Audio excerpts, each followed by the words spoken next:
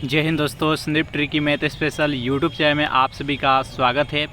Bihar police constable नई भर्ती 2023 जिसमें टोटल पोस्ट है 21,391। इस पोस्ट के लिए मॉडल सेट नंबर 19 है। मॉडल सेट नंबर 1 से लेकर 18 तक नहीं देखे होंगे तो इसके लिए प्लेलिस्ट बना दी है, वहाँ से आकर आप सारी वीडियो एक एक करके देख सकते हैं। वीडियो स्टार्ट करते हैं और चलते हैं हम प्रश्न की तरफ। पहला प्रश्न है आपके सामने, किसी क्षेत्र को मरुस्थल माना जाएगा यदि जहाँ बालू के टीलों की प्रधानता हो। ऑप्शन नंबर बी है तापमान 42 डिग्री सेल्सियस से अधिक हो। सी है वार्षिक वर्षा 25 सेंटीमीटर से कम हो। और डी है इनमें से कोई नहीं। बताइए यहाँ पर 1 प्रश्न का सही आंसर क्या है। तो 1 प्रश्न का जो भी कैंडिडेट ऑप्शन नंबर सी के साथ जा रहे हैं, जहाँ पर वार्षिक वर्षा 25 सेंटीमीटर से कम हो उस क्षेत्र को मरुस्थल माना जाएगा। तो इसका राइट आंसर है ऑप्शन नंबर सी। सेकेंड प्रश्न है आपके सामने, दिए गए विकल्पों में से कौन यमुना की सहायक नदी नहीं है। चंबल, केन, घाघरा और बेतवा। बताइए यहाँ पर सेकेंड प्रश्न का सही आंसर क्या है। दिए गए विकल्पों में से कौन सी है जो कि यमुना की सहायक नदी नहीं है। तो सेकेंड प्रश्न का जो भी कैंडिडेट ऑप्शन नंबर सी के साथ जा रहे हैं, घाघरा नदी, बिल्कुल ही सही जवाब है। चंबल, केन और बेतवा ये तीनों के तीनों यमुना नदी की सहायक नदी है। और यमुना नदी किसकी सहायक नदी है, तो ये गंगा की सहायक नदी है। नेक्स्ट यहाँ पर 3 प्रश्न के किस दर्रे से होकर ब्रह्मपुत्र नदी भारत में प्रवेश करती है। चारों ऑप्शन देख लीजिए और बताइए यहाँ पर 3 प्रश्न का सही आंसर क्या है। किस दर्रे से होकर ब्रह्मपुत्र नदी भारत में प्रवेश करती है। जो भी कैंडिडेट ऑप्शन नंबर बी के साथ जा रहे हैं, यंग्याप दर्रा, बिल्कुल ही सही जवाब है। इसका राइट आंसर है ऑप्शन नंबर बी। ब्रह्मपुत्र नदी कहाँ से निकलती है, तो ये तिब्बत के मानसरोवर झील से निकलती है। और ये सबसे पहले अरुणाचल प्रदेश में प्रवेश करती है, उसके साथ असम में, और असम में ही सबसे बड़े नदी द्वीप का निर्माण करती है जिसका नाम है माजुली। वो किस नदी पर है, तो ब्रह्मपुत्र नदी पर है, जो कि विश्व के सबसे बड़ा नदी द्वीप है। उसके बाद गंगा नदी के साथ मिलकर सुंदरबन डेल्टा का निर्माण करती है, जो कि विश्व के सबसे बड़ा डेल्टा है। नेक्स्ट यहाँ पर 4 प्रश्न आपके सामने, 90 ईस्ट रीज कहाँ पर स्थित है। हिंद महासागर में, आर्कटिक महासागर में, प्रशांत महासागर में, अरब सागर में। बताइए यहाँ पर 4 प्रश्न का सही आंसर क्या है। 90 ईस्ट रीज कहाँ पर स्थित है। 4 प्रश्न का जो भी कैंडिडेट ऑप्शन नंबर ए के साथ जा रहे हैं, हिंद महासागर, बिल्कुल ही सही जवाब है। नेक्स्ट यहाँ पर 5 प्रश्न है कि भारत में गरीबी को निर्धारण हेतु योजना आयोग ने किस वर्ष सुरेश तेंदुलकर समिति का गठन किया था। 2002 में, 2004 में, 2007 में, 2009 में। बताइए यहाँ पर 5 प्रश्न का सही आंसर क्या है। भारत में गरीबी के निर्धारण हेतु योजना आयोग ने किस वर्ष सुरेश तेंदुलकर समिति का गठन किया। तो जो भी कैंडिडेट ऑप्शन नंबर बी के साथ जा रहे हैं 2004 में, बिल्कुल ही सही जवाब है। नेक्स्ट यहाँ पर 6 प्रश्न है आपके सामने। एक तरफ क्षेत्र दिया गया है और दूसरे तरफ उत्पादन दिया गया है, यानी जो 3 क्षेत्र होता है, प्राथमिक क्षेत्र, द्वितीय क्षेत्र और तृतीय क्षेत्र। प्राथमिक क्षेत्र में किसका उत्पादन होता है, द्वितीय क्षेत्र में क्या होता है, और तृतीय क्षेत्र में इसका मिलान करना है। तो जल्दी से मिलान कीजिए। 6 प्रश्न का सही आंसर क्या है, जल्दी से बताइए। तो यहाँ पर मिलान करते हैं। देखिए प्राथमिक क्षेत्र के अंतर्गत क्या आएगा, तो यहाँ पर जो मधुमक्खी पालन करना है ये प्राथमिक क्षेत्र के अंतर्गत आता है। कि कृषि करना, मधुमक्खी पालन करना और मुर्गी पालन करना, ये सब आता है प्राथमिक क्षेत्र के अंतर्गत। द्वितीय क्षेत्र के अंतर्गत क्या आता है, तो जूते हुए कारखाने, जूते का जो कारखाना है उसको द्वितीय क्षेत्र के अंतर्गत रखा गया। तृतीय क्षेत्र में सलाहकारी संस्था आएगा। तो इसका राइट आंसर हो जाएगा option number A. Next question देखते हैं।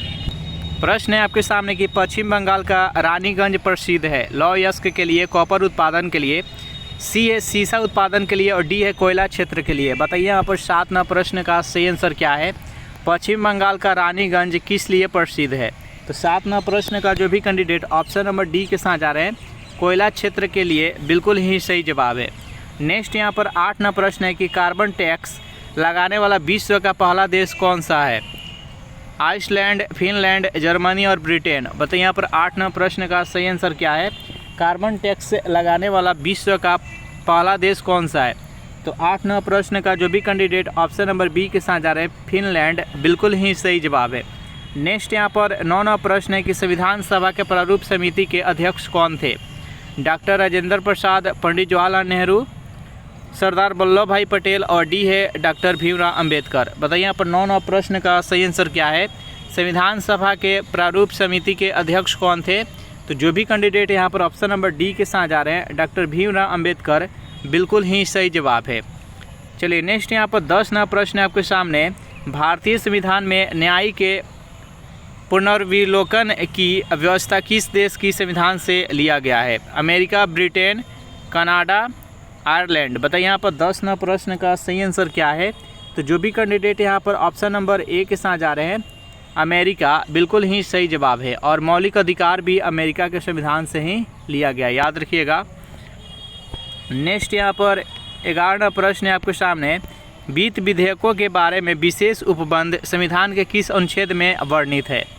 अनुच्छेद 280, अनुच्छेद 117, 121 और 368। बताइए यहाँ पर 11 प्रश्न का सही आंसर क्या है। वित्त विधेयकों के बारे में विशेष उपबंध संविधान के किस अनुच्छेद में वर्णन है?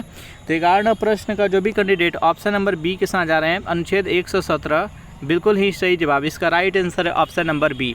अनुच्छेद 368 में क्या है? तो अनुच्छेद 368 में संविधान संशोधन की प्रक्रिया है, याद रखिएगा। सेशन आप लोग को अच्छा लग रहा है तो वीडियो को लाइक कर दीजिए, अपने दोस्तों के पास शेयर कर दीजिए। और जो भी कैंडिडेट अभी तक इस चैनल को सब्सक्राइब नहीं किए होंगे तो चैनल को भी सब्सक्राइब कर लीजिएगा। 12 प्रश्न है कि संघ और राज्यों के अधीन सेवाएं संविधान के किस भाग में उल्लेखित किया गया है? भाग 11 में, 13 में, 14 में और 20 में। बताइए यहाँ पर 12 प्रश्न का सही आंसर क्या है। संघ और राज्यों के अधीन सेवाएं संविधान के किस भाग में उल्लेखित किया गया है? तो जो भी कैंडिडेट यहाँ पर ऑप्शन नंबर सी यानी भाग 14 बता रहे हैं, बिल्कुल ही सही जवाब है। इसका राइट आंसर है ऑप्शन नंबर सी।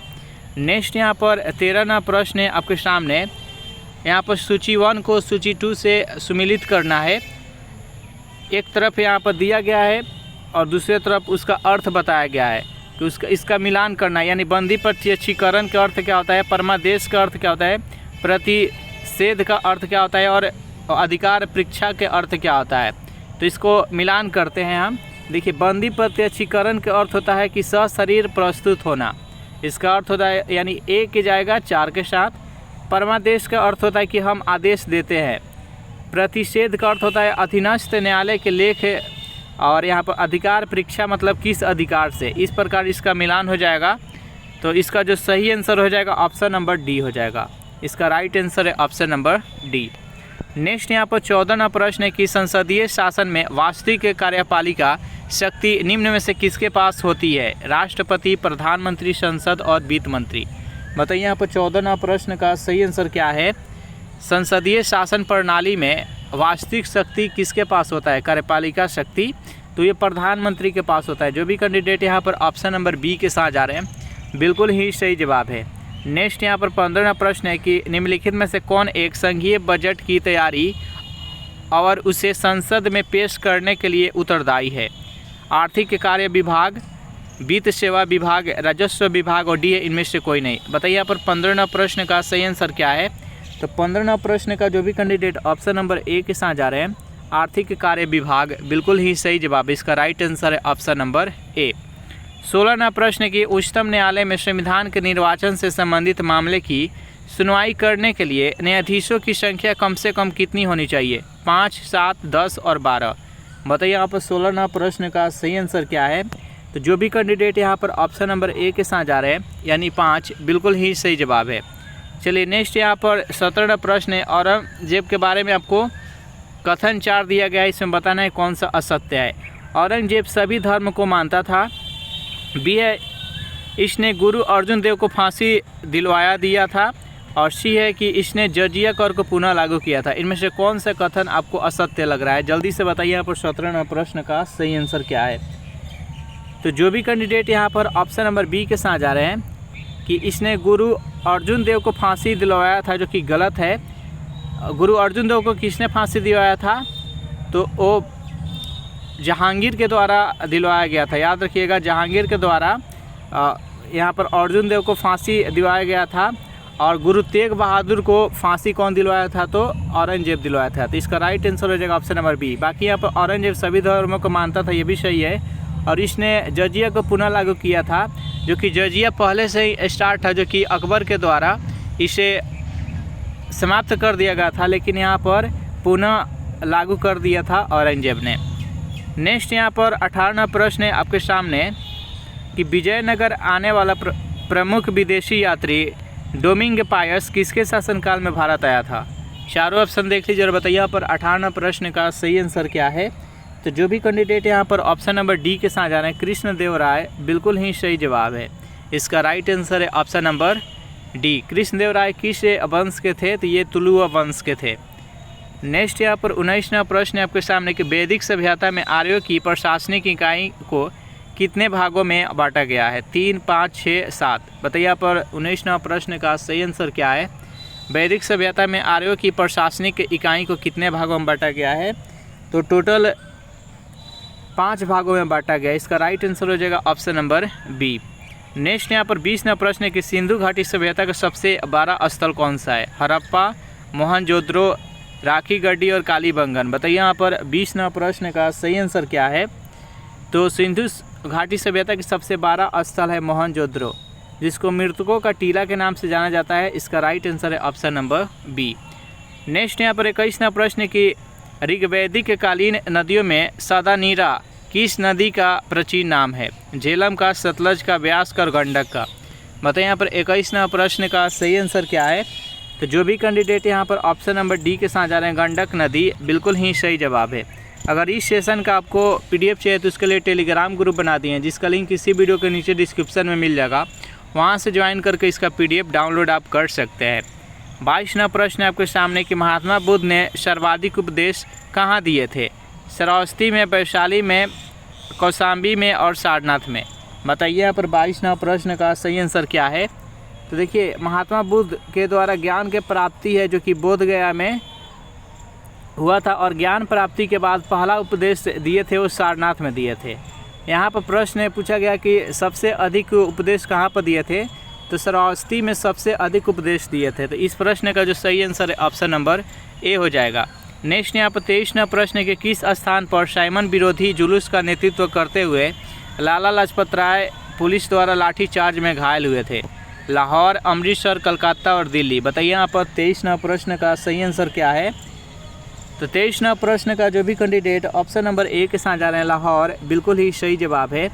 और इसी लाठीचार्ज में बहुत अधिक उनके सीने पर चोट लग गया था, जिसके कुछ दिन के बाद नवंबर में 1928 में उनका देहांत हो गया।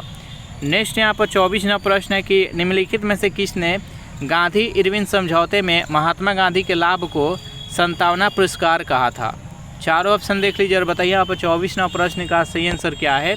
तो 24वां प्रश्न का जो भी कैंडिडेट ऑप्शन नंबर ए के साथ जा रहे हैं, एलन कैंपबेल जॉनसन, बिल्कुल ही सही जवाब है। इसका राइट आंसर है ऑप्शन नंबर ए।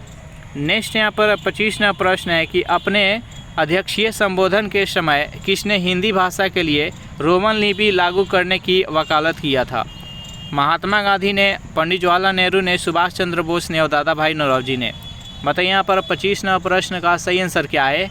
अपने अध्यक्षीय संबोधन के समय किसने हिंदी भाषा के लिए रोमन लिपि लागू करने की वकालत किया था? तो 25वां प्रश्न का जो भी कैंडिडेट ऑप्शन नंबर सी के साथ जा रहे हैं, यानी सुभाष चंद्र बोस, बिल्कुल ही सही जवाब है। नेक्स्ट यहाँ पर 26वां प्रश्न है कि अखिल भारतीय मुस्लिम लीग के गठन का प्रस्ताव किसने दिया था? चारों ऑप्शन देख लीजिए और बताइए यहाँ पर 26वां प्रश्न का सही आंसर क्या है। अखिल भारतीय मुस्लिम लीग के गठन का प्रस्ताव किसने दिया था?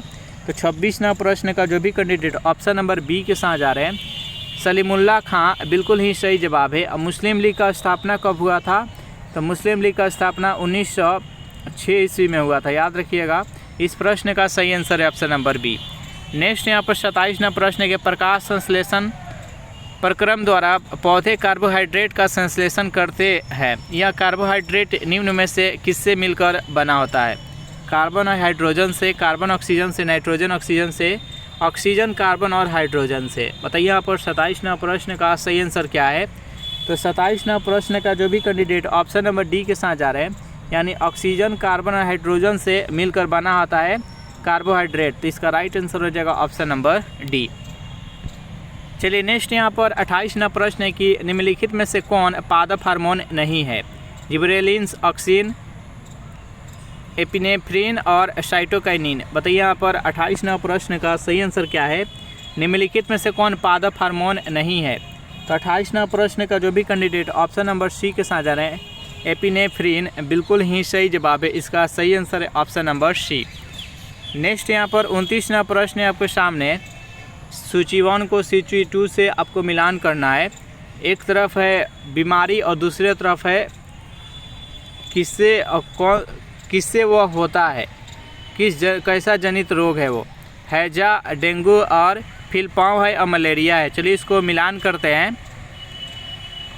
तो यहाँ पर जो हैजा है, हैजा कैसा जनित रोग है, तो ये बैक्टीरिया के द्वारा होता है हैजा, तो इसका हो जाएगा 4, 1 4। डेंगू है जो कि वायरस के द्वारा होता है। फिलपाँव होता है जो कि कृमि के द्वारा होता है। और मलेरिया है जो कि प्रोटोजोआ के द्वारा होता है। तो इस प्रकार से इस प्रश्न का जो सही आंसर हो जाएगा ऑप्शन नंबर सी हो जाएगा। नेक्स्ट क्वेश्चन देखते हैं। यहाँ पर 30वां प्रश्न है आपके सामने कि निम्न में से कौन आनुवांशिक रोग है। चारों ऑप्शन देख लीजिए और बताइए यहाँ पर 30वां प्रश्न का सही आंसर क्या है। निम्न में से कौन आनुवांशिक रोग है। हीमोफीलिया, थैलेसीमिया और सिजोफ्रेनिया। तो इसमें के ये तीनों का तीनों है जो कि एक आनुवांशिक रोग है। तो इसका राइट आंसर हो जाएगा ऑप्शन नंबर डी, यानी इनमें से सभी। नेक्स्ट यहाँ पर 31वां प्रश्न है कि निम्नलिखित में से कौन सा जीव निम्नेटोडा संघ के अंतर्गत आते हैं। चारों ऑप्शन देख लीजिए और बताइए यहाँ पर 31वां प्रश्न का सही आंसर क्या है। निम्नलिखित में से कौन सा जीव निम्नेटोडा संघ के अंतर्गत आते हैं। तो 31वां प्रश्न का जो भी कैंडिडेट ऑप्शन नंबर डी के साथ जा रहे हैं, यानी उपयुक्त सभी एस्केटिस से और फिलेरिएसिस से और पिनवर्ग, ये तीनों का तीनों निम्नेटोडा संघ के अंतर्गत आता है। तो इसका राइट आंसर है ऑप्शन नंबर डी। नेक्स्ट यहाँ पर 32वां प्रश्न है कि लार में मुख्यतः कितने प्रकार के पाचक के एंजाइम पाए जाते हैं। 2, 3, 4 और 5। बताइए यहाँ पर 32वां प्रश्न का सही आंसर क्या है।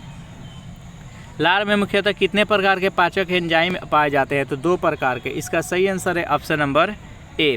नेक्स्ट यहाँ पर 33वां प्रश्न है कि निम्नलिखित में से किसे कोशिकीय ईंधन भी कहा जाता है। माल्टोज को, ग्लूकोज को, सुक्रोज को और लैक्टोज को। बताइए यहाँ पर 33वां प्रश्न का सही आंसर क्या है। निम्नलिखित में से किसे कोशिकीय ईंधन भी कहा जाता है। तो ग्लूकोज को। जो भी कैंडिडेट यहाँ पर ऑप्शन नंबर बी के साथ जा रहे हैं, बिल्कुल ही सही जवाब है। नेक्स्ट यहाँ पर 34वां प्रश्न है अधिकांश कीट श्वसन कैसे करते हैं। त्वचा से, वातक तंत्र से, फेफड़ों से और कोलोम से। बताइए यहाँ पर 34वां प्रश्न का सही आंसर क्या है। अधिकांश कीट श्वसन किससे करते हैं। तो यहाँ पर 34वां प्रश्न का जो भी कैंडिडेट ऑप्शन नंबर बी के साथ जा रहे हैं, वातक तंत्र यानी ट्रैकिया, बिल्कुल ही सही जवाब। इसका राइट आंसर हो जाएगा ऑप्शन नंबर बी। नेक्स्ट यहाँ पर 35वां प्रश्न है आपके सामने कि साबुन के पतले झाग में चमकदार रंगों का बनना किस परिघटना का परिणाम है। चारों ऑप्शन देख लीजिए और बताइए यहाँ पर 35वां प्रश्न का सही आंसर क्या है। साबुन के पतले झाग में चमकदार रंगों का बनना किस परिघटना का परिणाम है। तो 35वां प्रश्न का जो भी कैंडिडेट ऑप्शन नंबर ए के साथ जा रहे हैं, यानी परावर्तन और व्यतिकरण, ये दोनों परिघटना के कारण जो चमकदार रंग बनता है। इसका राइट आंसर हो जाएगा ऑप्शन नंबर ए। नेक्स्ट यहाँ पर 36वां प्रश्न है कि तंतु प्रकाशिकी संचार के संकेत किस रूप में प्रवाहित होता है। सूक्ष्म तरंग में, विद्युत तरंग में, रेडियो तरंग में और प्रकाश तरंग में। बताइए यहाँ पर 36वां प्रश्न का सही आंसर क्या है। तंतु प्रकाशिकी संचार में संकेत किस रूप में प्रवाहित होता है। तो 36वां प्रश्न का जो भी कैंडिडेट ऑप्शन नंबर डी के साथ जा रहे हैं, यानी प्रकाश तरंग में। इसका राइट आंसर है ऑप्शन नंबर डी। यहाँ पर प्रकाशिकी संचार की बात की जा रही है, इसलिए प्रकाश तरंग में वह प्रवाहित होता है। नेक्स्ट यहाँ पर 37वां प्रश्न है यदि एक लोलक को भूमध्य रेखा से ध्रुव की ओर ले जाया जाए तो उसका आवर्तकाल ध्रुव पर होगा, अधिकतम होगा, न्यूनतम होगा, अपरिवर्तित रहेगा, ए और बी। बताइए यहाँ पर 37वां प्रश्न का सही आंसर क्या है। यदि एक लोलक को भूमध्य रेखा से ध्रुव की ओर ले जाएगा तो जो गुरुत्वाकर्षण बल है जिसका मान बढ़ जाएगा, तो इसका राइट आंसर हो जाएगा वहाँ पर आवर्तकाल न्यूनतम हो जाएगा। इसका राइट आंसर है ऑप्शन नंबर बी। नेक्स्ट यहाँ पर 38वां प्रश्न है कि साबुन के बुलबुले के अंदर का दाब वायुमंडलीय दाब से अधिक होता है, कम होता है, आधा होता है, बराबर होता है। बताइए यहाँ पर 38वां प्रश्न का सही आंसर क्या है। तो साबुन के जो बुलबुले होते हैं उसके अंदर का जो वायुमंडलीय दाब होता है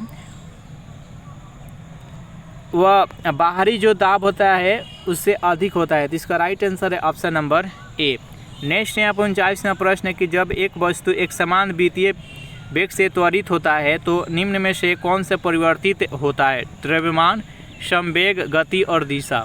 बताइए यहाँ पर 39वां प्रश्न का सही आंसर क्या है? एक वस्तु है जो कि वृत्तीय पथ पर वह गति कर रहा है, वेग से त्वरित होता है तो उसका किस में परिवर्तित होता रहता है? तो दिशा में, क्योंकि यहाँ पर कोई और दिशा रहता है, इधर दिशा लगता है, फिर इधर पाएगा तो इधर दिशा लगेगा, फिर यहाँ पर है तो इधर, तो उसका दिशा चेंज होते रहेगा। तो इसका राइट आंसर है ऑप्शन नंबर डी। नेक्स्ट 40वां प्रश्न है कि किस अक्रिय गैस को छोड़कर सभी उत्कृष्ट गैस को परमाणु की अंतिम कक्षा में 8 इलेक्ट्रॉन विद्यमान है? Helium, argon, radon, xenon. बताइए यहाँ पर 40वां प्रश्न का सही आंसर क्या है? किस अक्रिय गैस को छोड़कर सभी उत्कृष्ट गैसों के जो परमाणु की अंतिम कक्षा होता है 8 इलेक्ट्रॉन होता है? तो जो भी कैंडिडेट यहाँ पर ऑप्शन नंबर ए के साथ जा रहा है हीलियम, बिल्कुल ही सही जवाब है। इसका परमाणु संख्या 2 होता है और इसके बाहरी कक्षा में मात्र 2 ही इलेक्ट्रॉन विद्यमान होता है। तो इसका राइट आंसर हो जाएगा ऑप्शन नंबर ए। नेक्स्ट यहाँ पर 41वां प्रश्न आपके सामने, अम्ल धातु कार्बोनेट के साथ अपक्रिया करके निम्नलिखित में से किसे कौन सी गैस निर्माण करता है? Oxygen, hydrogen, carbon dioxide, nitrogen. जल्दी से बताइए यहाँ पे 41वां प्रश्न का सही आंसर क्या है? अम्ल है जो कि धातु कार्बोनेट के साथ अपक्रिया करके निम्नलिखित में से कौन सा गैस निर्माण करता है? तो 41वां प्रश्न का जो भी कैंडिडेट ऑप्शन नंबर सी के साथ जा रहे हैं कार्बन डाइऑक्साइड, बिल्कुल ही सही जवाब है। सेशन आप लोग को अच्छा लग रहा है तो वीडियो को लाइक कर दीजिए, अपने दोस्तों के पास शेयर कर दीजिए। नेक्स्ट यहाँ पर 42वां प्रश्न है कि निम्नलिखित में से किसे चाकू से काटा जा सकता है? सोडियम को, पोटेशियम को, कोबाल्ट को, ए और बी दोनों को। बताइए यहाँ पर 42वां प्रश्न का सही आंसर क्या है? निम्नलिखित में से किसे आसानी से चाकू से काटा जा सकता है? तो 42वां प्रश्न का जो भी कैंडिडेट ऑप्शन नंबर डी के साथ जा रहे हैं, यानी सोडियम को भी आसानी से काटा जा सकता है चाकू से, बहुत ही मुलायम होता है, पोटेशियम को भी। तो इसका राइट आंसर है ऑप्शन नंबर डी। 43वां प्रश्न है कि निम्न में से हाइड्रोजन का रेडियो सक्रिय समस्थानिक तत्व कौन सा है? प्रोटियम, ड्यूट्रियम, ट्राइटियम और सभी। बताइए यहाँ पर 43वां प्रश्न का सही आंसर क्या है? यहाँ पर हाइड्रोजन का आपका समस्थानिक बताना है। समस्थानिक किसे कहते हैं? जिसके परमाणु संख्या समान होता है और परमाणु द्रव्यमान अलग अलग होता है, उसको समस्थानिक कहते हैं। समभारी किसे कहते हैं? जिसका परमाणु द्रव्यमान है जो कि समान होता है और परमाणु संख्या अलग अलग होता है, उसको समभारी कहते हैं। तो हाइड्रोजन का 3 समस्थानिक है, प्रोटियम है, ड्यूट्रियम है और ट्राइटियम है। और यहाँ पर अगर प्रोटियम को कैसा लिखा जाता है? तो प्रोटियम के यहाँ पर परमाणु संख्या 1 हो गया और द्रव्यमान भी 1 हो गया। उसको बाद से ड्यूट्रियम को कैसा लिखा जाता है? तो परमाणु संख्या 1 हो गया और यहाँ पर द्रव्यमान है जो कि 2 हो गया। और ट्राइटियम को परमाणु संख्या यहाँ पर 1 हो जाएगा और द्रव्यमान यहाँ पर 3 हो जाएगा। तो यहाँ पर देख सकते हैं यहाँ पर परमाणु संख्या सबका एक ही है, लेकिन यहाँ पर द्रव्यमान अलग अलग हो गया है। तो इसका राइट आंसर हो जाएगा ऑप्शन नंबर डी। 44वां प्रश्न के एसिटिलीन का रासायनिक सूत्र क्या होता है? चारों ऑप्शन देख लीजिए और जल्दी से बताइए इस प्रश्न का सही आंसर क्या है। तो जो भी कैंडिडेट यहाँ पर ऑप्शन नंबर डी के साथ जा रहे हैं, C2H2, यह एसिटिलीन के रासायनिक सूत्र है। तो इसका राइट आंसर हो जाएगा ऑप्शन नंबर डी। एसिटिलीन जो आता है ये एल्काइन के अंतर्गत आता है, जिसका फार्मूला होता है CnH2n-2। एल्केन का होता है CnH2n+2, एल्कीन का होता है CnH2n और एल्काइन का होता है CnH2n-2। तो यहाँ पर जो देख सकते हैं CH4 दिया गया है और ये मीथेन का फार्मूला है। मीथेन में एल्केन है जो कि इसमें सिंगल बॉन्ड रहता है, एल्कीन होता है जिसमें डबल बॉन्ड रहता है और एल्काइन होता है जिसमें ट्रिपल बॉन्ड होता है। तो यहाँ पर अगर इसका संरचना देखें, संरचना सूत्र देखें, तो यहाँ पर 1 कार्बन है और इसका 4 हाइड्रोजन है, तो यहाँ पर 4 हाइड्रोजन हो जाएगा। सेम उसी प्रकार यहाँ पर इसका देखें, ये एल्कीन के अंतर्गत आएगा, यानी ये एथीन है ये। इसका संरचना सूत्र देखें, यहाँ कार्बन 2 है और हाइड्रोजन 4 है, यानी पर देख सकते हैं यहाँ पर इसमें डबल बॉन्ड रहेगा। तो यहाँ पर 2 कार्बन हो गया और 4 हाइड्रोजन हो गया। तो 4 हाइड्रोजन को हम इस प्रकार से लिख सकते हैं, यहाँ पर ये 4 हाइड्रोजन हो गया। और यहाँ पर इसको कैसे लिखेंगे? यहाँ पर 2 कार्बन है और 2 हाइड्रोजन है, तो यहाँ पर ट्रिपल बंद लगा देंगे। 2 कार्बन के बीच में ट्रिपल बंद हो जाएगा और 1 हाइड्रोजन इस पर हो जाएगा, 1 हाइड्रोजन इस पर हो जाएगा। मैं आशा करता हूँ कि समझ में आ गया होगा। नेक्स्ट यहाँ पर 45वां प्रश्न है आपके सामने कि ब्लैक गांधी निम्न में से किसका उपनाम है? महात्मा गांधी का जमुनालाल बजाज का, जगजीवन राम का और मार्टिन लूथर किंग का। बताइए यहाँ पर 45वां प्रश्न का सही आंसर क्या है। ब्लैक गांधी निम्न में से किसका उपनाम है। तो 45वां प्रश्न का जो भी कैंडिडेट ऑप्शन नंबर डी के साथ जा रहे हैं, मार्टिन लूथर किंग, बिल्कुल ही सही जवाब। इसका राइट आंसर है ऑप्शन नंबर डी। नेक्स्ट यहाँ पर 46वां प्रश्न है कि ऑस्कर के लिए नामित प्रथम भारतीय फिल्म कौन सा था। चारों ऑप्शन देख लीजिए और बताइए यहाँ पर 46वां प्रश्न का सही आंसर क्या है। तो जो भी कैंडिडेट यहाँ पर ऑप्शन नंबर ए के साथ जा रहे हैं, मदर इंडिया, बिल्कुल ही सही जवाब है। नेक्स्ट यहाँ पर 47वां प्रश्न है कि विश्व शिक्षक दिवस किस तिथि को मनाया जाता है। 5 सितंबर को, 5 अक्टूबर को, 14 सितंबर और 14 नवंबर। बताइए यहाँ पर 47वां प्रश्न का सही आंसर क्या है। यहाँ पर विश्व शिक्षक दिवस के बात की जा रही है। तो विश्व शिक्षक दिवस 5 अक्टूबर को मनाया जाता है और एक भारत में शिक्षक दिवस मनाया जाता है सर्वपल्ली राधाकृष्णन के जन्म दिवस के उपलक्ष्य में, वो 5 सितंबर को मनाया जाता है। 14 नवंबर को बाल दिवस मनाया जाता है पंडित जवाहरलाल नेहरू के जन्म दिवस के उपलक्ष्य में 14 नवंबर को। नेक्स्ट यहाँ पर 48वां प्रश्न है, मंडप और रथ किस शैली के मंदिरों की विशेषताएं हैं। चारों ऑप्शन देख लीजिए और बताइए यहाँ पर 48वां प्रश्न का सही आंसर क्या है।